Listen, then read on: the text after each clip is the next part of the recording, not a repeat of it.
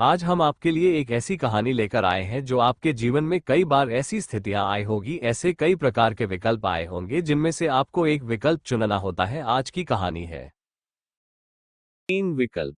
बहुत समय पहले की बात है, किसी गांव में एक किसान रहता था। उस किसान की एक बहुत ही सुंदर बेटी थी। दुर्भाग्यवश गांव के जमींदार से उसने बहुत सारा धन उधार लिया हुआ था। जमींदार बूढ़ा और कुरूप था। किसान की सुंदर बेटी को देखकर उसने सोचा, क्यों न कर्जे के बदले किसान के सामने उसकी बेटी से विवाह का प्रस्ताव रखा जाए।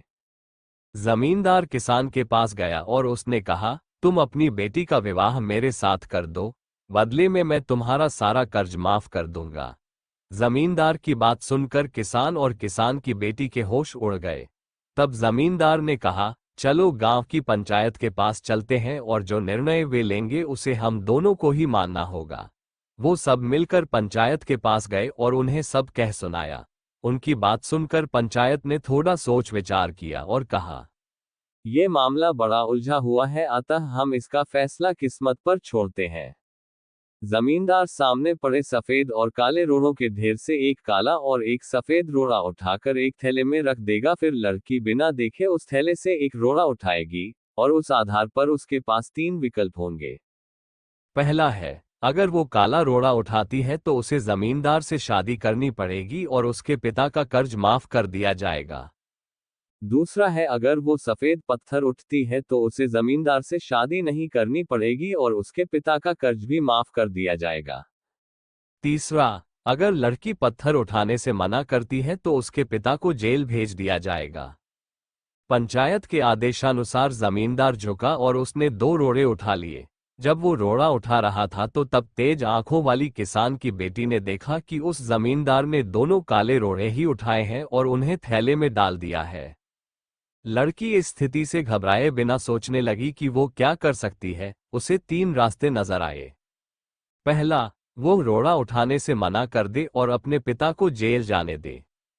दूसरा, सबको बता दे कि जमींदार दोनों काले पत्थर उठाकर सबको धोखा दे रहा है। तीसरा, वह चुप रहकर काला पत्थर उठा ले और अपने पिता को कर्ज से बचाने के लिए जमींदार से शादी करके अपना जीवन बलिदान कर दे। उसे लगा कि दूसरा तरीका सही है, पर तभी उसे एक और भी अच्छा उपाय सूझा। उसने थैले में अपना हाथ डाला और एक रोड़ा अपने हाथ में ले लिया और बिना रोड़े की तरफ देखे उसके हाथ से फिसलने का नाटक किया।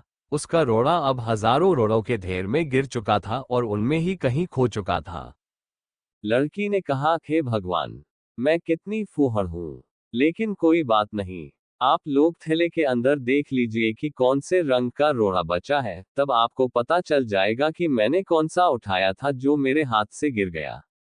थैले में बचा हुआ रोड़ा काला था। सब लोगों ने मान लिया कि लड़की ने सफेद पत्थर ही उठाया था। जमींदार के अंदर इतना साहस नहीं था कि वो अपनी चोरी मान ले।